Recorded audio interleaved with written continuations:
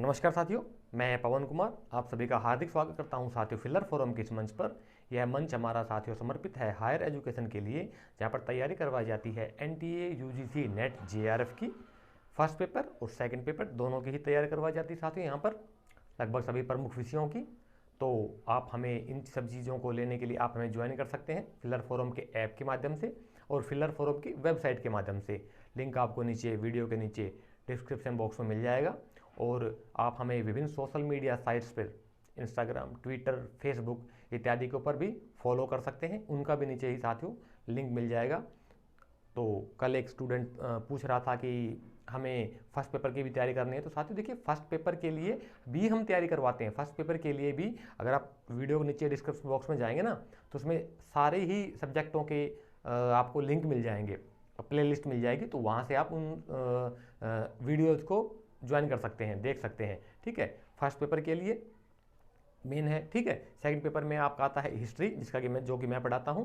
ठीक है, उसके अलावा हिंदी, संस्कृत, कॉमर्स, मैनेजमेंट और कंप्यूटर साइंस, ये अभी तक के प्रमुख सब्जेक्ट हैं जिनकी क्लासेस रेगुलर चल रही है। ठीक है, इसके अलावा इन फ्यूचर में हम इसको और आगे बढ़ाने के लिए सोच रहे हैं, जैसे भी होगा आपको बता दिया जाएगा। ठीक है, तो अभी हमारा आज का नया चैप्टर है ताम्र पाषाणिक संस्कृतियाँ, जैसे कि आप ऊपर देख पा रहे होगे साथियों। ठीक है, तो इसके ऊपर आज हम चर्चा कर लेते हैं। एग्जाम के पॉइंट ऑफ व्यू से ये काफ़ी इंपॉर्टेंट है, बहुत सी बार यहाँ से क्वेश्चन बनते हैं। ठीक है, तो आज हम चलते हैं, डिस्कशन करते हैं इसके ऊपर। ताम्र पाषाणिक संस्कृतियाँ साथियों देखिए, सबसे पहले आप जानते हैं कि पाषाण काल आया था। पाषाण काल को भी 3 भागों में डिवाइड कर दिया गया था। तो उसके बाद तांबे की खोज हुई थी। सबसे पहली धातु थी जिसको इंसान ने उपयोग करना सीखा था, तांबा। उसके बाद फिर तांबे में टिन मिला करके कांसा बनाया गया था। लोहा बहुत बाद में आया है। ठीक है, तो लगभग 3000 बीसी, लगभग 3000 बीसी से भारतीय उपमहाद्वीप में तांबे के उपयोग के साक्ष्य मिलते हैं। ठीक है, सबसे पहले वही मैंने बताया आपको, पाषाण काल था, ताम्र काल आया, उसके बाद फिर कांस्य, तांबे में टिन मिला करके कांसे का उपयोग करना सीखा मानव ने। तो इस हिसाब से ये स्टेप बाय स्टेप चलता है। सबसे प्रमुख जो ताम्र पाषाण का क्षेत्र है वो गंगा दोआब क्षेत्र माना गया साथियों। गंगा दोआब क्षेत्र से इसके सर्वाधिक स्थल मिले हैं ताम्र पाषाणिक संस्कृति के, जो कि उत्तर प्रदेश में है।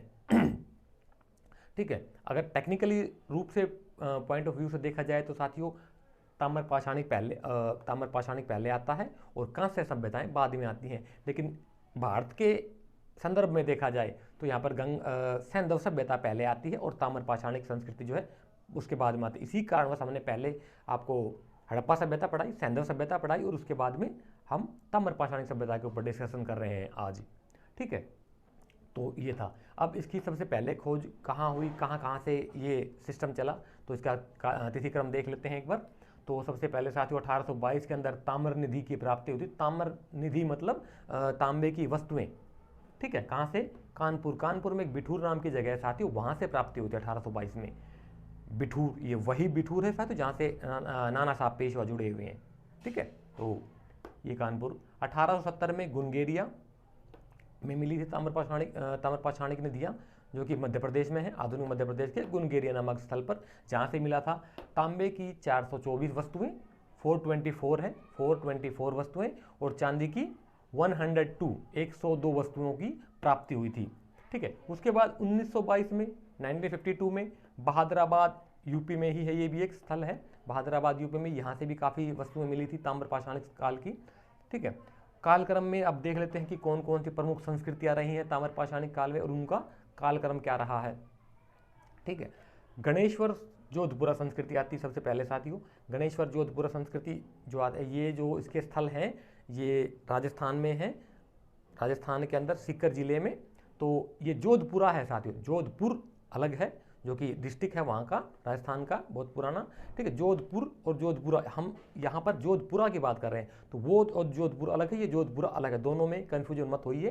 ठीक है, इसका जो समय काल निर्धारित किया गया साथियों 2800 बीसी से 2000 बीसी, 2800 बीसी से 2000 बीसी।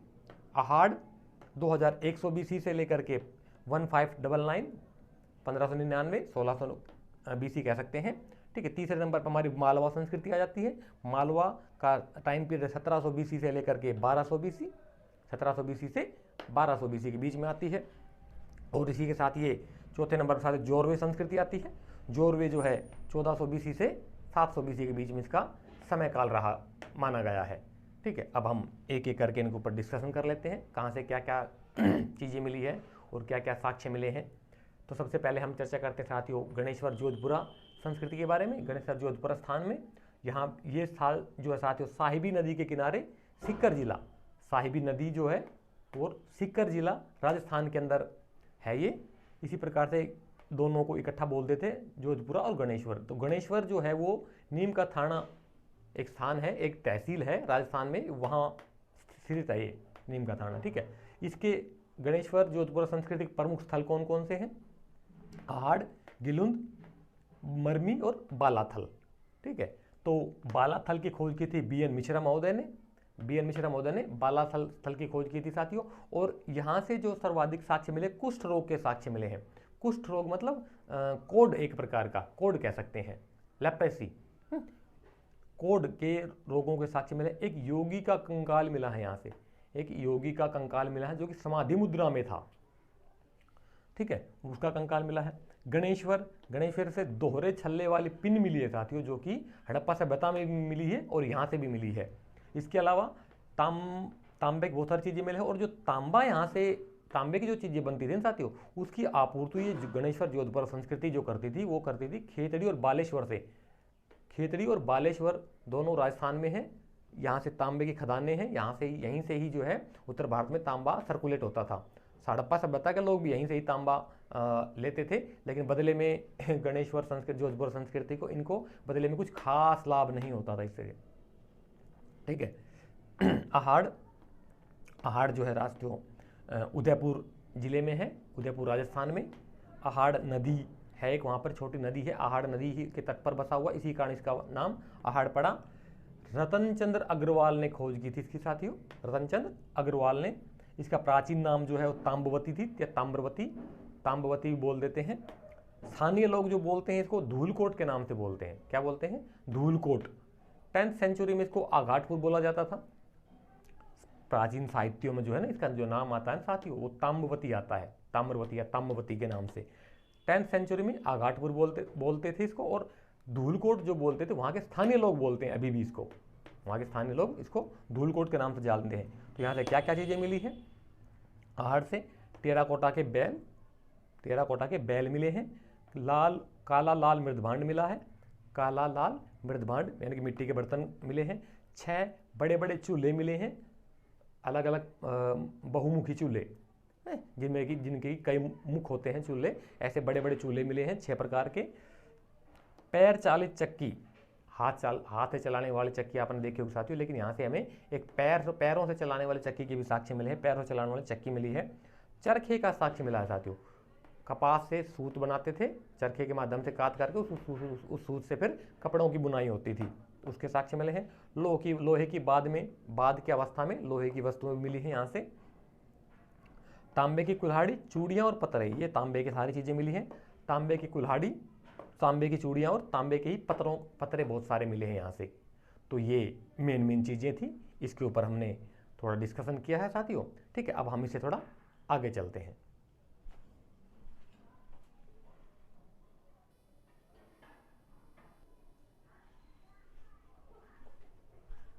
तो साथियों अब हम डिस्कस कर लेते हैं थोड़ा सा आगे इसी चैप्टर में। ठीक है, आगे ताम्र पाषाणिक संस्कृति में हमारा आता है गिलुंद जो कि चित्तौड़गढ़ में ही है साथियों। ये भी राजस्थान का ही एक स्थल है जो कि बनास नदी तट के किनारे है। कहाँ पर है?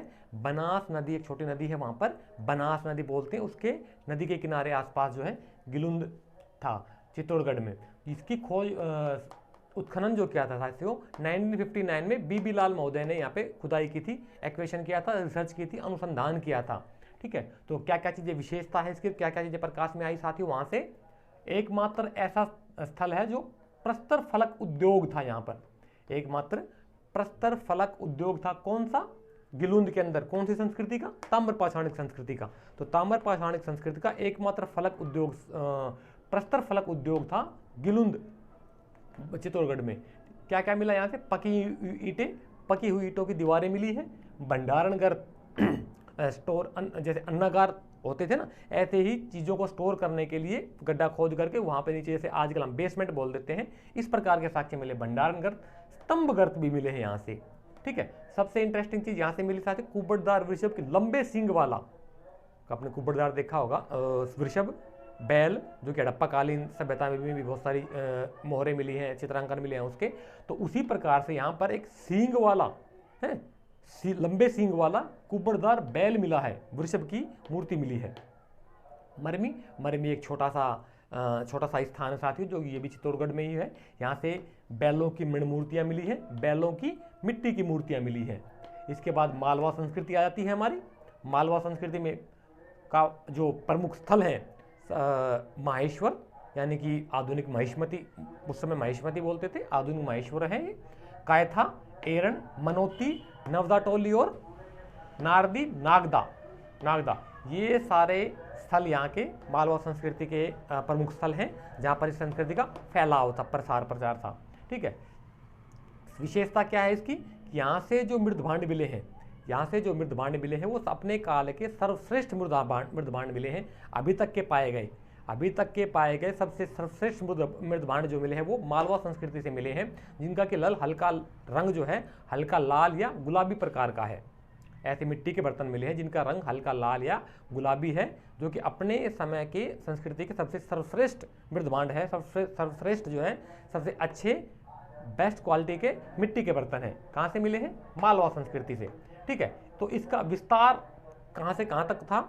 नवदा टोली से लेकर, जैसे कि हमने आपको पहले बताया है, तो नवदा टोली से लेकर के दैमाबाद, प्रकाश और इनाम गांव है। नवदा टोली से लेकर के दैमाबाद, प्रकाश और इनाम गांव जो है साथियों जोरवे संस्कृति में आ जाता है। तो वहां तक जो है इसका फैलाव था, प्रसार था, विस्तार था। क्या क्या मिला है यहाँ से? और इसके अलावा यज्ञवेदी मिली है दंगवाड़ा स्थल से। दंगवाड़ा एक छोटा स्थल है जहाँ से यज्ञवेदी मिली है। नागदा से हाथी दांत की मूर्ति मिली है, मानवाकार साथियों, आदमी के आकार की, आदमी के डिजाइन की हाथी दांत की मूर्ति मिली है। चरखे मिले हैं, चरखे जो कपास उगाते थे लोग, कपास से सूत काटते थे और चरखे के द्वारा उसके फिर बुनाई करके कपड़े बुनते थे, तो उसके प्रमाण मिले हैं। तकलियाँ मिली हैं, तकलियाँ जो होती है बुनाई के ही काम आती है। जब आपने देखा होगा वो एक शेड होता है, एक डिजाइन होता है, उसके ऊपर जब सूत को काटने के बाद बुना जाता है तो उसमें जो लगाई जाती है वो तकलियाँ होती है जो आगे पीछे चलती हैं। बाद में स्पिनिंग वगैरह, स्पिनिंग भी बोल देते हैं इनको। ये 1760 में जो है औद्योगिक क्रांति, जो 1640 में जो इंग्लैंड में औद्योगिक क्रांति हुई थी, उसमें जो भाप के इंजन वगैरह बाद में जो बने थे, उसके वजह से फिर ये इंडस्ट्रियलाइजेशन हो गया था पूरा। तो वो ही तकलियाँ यहीं उसके प्राचीनतम प्रमाण तकलियों के हिंदुस्तान में मिले हैं, इंडिया में मिले हैं, हमारे देश में मिले हैं। ठीक है, तो ये तकलियाँ जो थी कपड़े बुनने के काम आती थी, ये है। इससे अब हम थोड़ा आगे चल लेते हैं, आगे देखते हैं कौन सी संस्कृति है। इसके बाद हमारी आती है कायथा संस्कृति। ये बहुत इंपॉर्टेंट है साथियों, बहुत सी बार इसमें से क्वेश्चन आते हैं। आधुनिक उज्जैन मध्य प्रदेश में है ये स्थल। उज्जैन का जो महाकालेश्वर मंदिर साथियों बहुत प्रसिद्ध मंदिर है। ठीक है, काली सिंधु नदी के तट पर है, सिंधु नदी है जिसको वो ये सैंधव सभ्यता वाली सिंधु नदी अलग है और ये छोटी नदी है काली सिंधु नदी बोल देते हैं, उसके तट पर, उसके किनारे पर है। ठीक है, तो वो अलग सिंधु नदी है, ये अलग है, ये छोटी सिंधु नदी है एक उनकी। तो 1964 में वीएस वाकणकर महोदय ने इसका उत्खनन किया था, इसकी खुदाई की थी यहाँ पर। और ये संस्कृति जो थी साथियों, सभ्यता सैंधव काल सभ्यता के समकालीन थी। किसके समकालीन थी? सैंधव सभ्यता के समकालीन थी।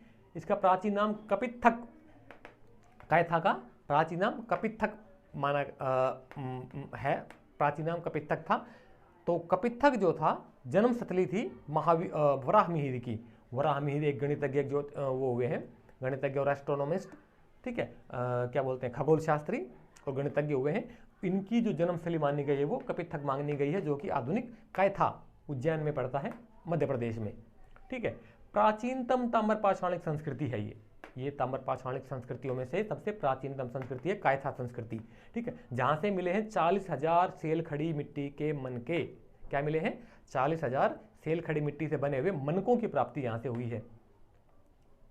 एक मटके के अंदर 40,000 मन के जो थे सेलखड़ी मिट्टी के मटके के अंदर रखे हुए थे, वो यहाँ से खुदाई में मिले हैं। और क्या मिला है, घोड़े की हड्डियाँ मिली है, कृषि के उपकरण मिले हैं, और कछुओं, कुछ ऐसे साक्ष्य मिले हैं जिससे पता चलता है कि वहाँ के लोग कछुआ भी खाते थे। कुछ लोग, जैसे कुछ प्राचीन जनजातियाँ होती हैं, कुछ जनजातियाँ आज भी है जो कछुए को मार कर खाते हैं, तो वो कछुए को खाद्य पदार्थ के रूप में इस्तेमाल करने के प्राचीनतम साक्ष्य कैथा से मिले हैं। ठीक है, इसके अलावा आगे आया था नवदाटोली हमारा। नवदाटोली भी हमारा ये खरगोन मध्य प्रदेश में है, नर्मदा नदी के तट पर है। HD सांकले महोदय ने इसकी खुदाई की थी। नर्मदा नदी मध्य प्रदेश में ही है, बहुत पवित्र नदी मानी गई था। तो जैसे उत्तर भारत में हम गंगा को पवित्र मानते हैं, गंगा जमुना सरस्वती को पवित्र मानते हैं, ऐसे ही मध्य भारत में, मध्य प्रदेश में नर्मदा नदी को बहुत पवित्र माना जाता है उनकी अपनी धार्मिक मान्यताओं में। ठीक है, यहाँ से क्या क्या मिलता है साथियों, अनाज, लगभग सभी प्रकार के अनाज मिलते हैं, जिनमें गेहूँ, जौ, ज्वार, बाजरा, धान यानी कि चावल और अन्य प्रकार के अनाज मिलते हैं। इसका दूसरा जो प्रमुख साक्ष्य है, भीषण अग्निकांड के साक्ष्य मिले यहाँ पर, यानी कि आग लग गई थी स्थल पर, भीषण बहुत बुरी तरह जल गया था ये, उसके साक्ष्य मिले हैं। मंदिर मिला है, मंदिर के साक्ष्य मिले हैं। आद्य रुद्र की मूर्ति, आद्य रुद्र की मूर्ति मतलब रुद्र जो है साथियों, वो प्राचीनतम शिव का प्रारंभिक रूप है। शिव, जिसको आज हम शिव जी भगवान बोलते हैं, शंकर भगवान बोल देते हैं, उसका प्राचीनतम रूप जो है आद्य रुद्र बोलते हैं। रुद्र जो थे, रुद्र 11 पता नहीं 14 प्रकार के हुए हैं। ठीक है, जो कि शिव से ही जिनका संबंध रहा है, या शिव के ही अवतार भी बोल दिया जाता है इनको, कि शिव के अवतार हुए थे रुद्र। ठीक है, तो आद्य रुद्र मतलब प्रारंभिक रुद्र की मूर्ति मिली है यहाँ से, समझ गए। और क्या मिला है, मंदिर में कछुआ मिला है। मंदिर में कछुआ मिला है, एक ऐसा मंदिर मिला जिसमें कछुआ की उपस्थिति पाई गई है, जिसको कि विष्णु भगवान के कच्छप अवतार से जोड़ दिया जाता है। हिंदुओं की, सनातन धर्मियों को मानने वाले की पौराणिक धार्मिक मान्यताओं में विष्णु भगवान के 10 अवतार माने गए हैं, जिसमें से एक कच्छप अवतार भी था, कछुआ का अवतार था। तो इसके साम्यता, तारतम्यता, समानता विष्णु भगवान के कच्छप अवतार से मानी गई है, जो कि मंदिर में कछुआ मिला है। ठीक है, कछुए का ही ताबीज मिला है, यहाँ से कछुए का ताबीज मिला है, और अग्निवेदियाँ मिली है। ठीक है, 23,000 सूक्ष्म पाषाणिक औजार, 23,000 से अधिक छोटे छोटे पाषाण औजार मिले हैं, पत्थर के औजार मिले हैं यहाँ से। ठीक है, तो ये आज हमारा टॉपिक था, तमिल पाषाणिक संस्कृतियाँ। इसके ऊपर हमने गिलोन से लेकर के और मालवा, कैथा, आहाड़ इत्यादि संस्कृतियों के बारे में पढ़ा। इसके बारे में हमने देखा कि इनका फैलाव कहाँ तक था, इनका समय काल क्या क्या था, और इनका विस्तार कहाँ का था, और इनके जो साक्ष्य जो मिले हैं वो किन किन चीज़ों के यहाँ से साक्ष्य मिले हैं। तो इन चीज़ों के ऊपर साथियों आज हमने प्रॉपर तरीके से डिस्कशन किया है। थोड़ा सा चैप्टर और बचा है, ये इसके ऊपर हम कल चर्चा करेंगे। ठीक है, तो आज की वीडियो का साथियों यहीं पर समापन करते हैं। कल एक नई वीडियो के साथ, एक नए जोश और जुनून के साथ, एक नए पैटर्न के साथ फिर मुलाकात होगी आपसे। आपकी कोई क्वारी हो, कोई क्वेश्चन हो, किसी प्रकार का कोई डाउट हो आपको, तो आप नीचे कमेंट बॉक्स में जाकर के कमेंट कर सकते हैं, अपना सवाल पूछ सकते हैं, हम उसका आंसर देने का प्रयास करते हैं हर बार साथियों। ठीक है, तो तब तक के लिए धन्यवाद। जय हिंद, जय भारत।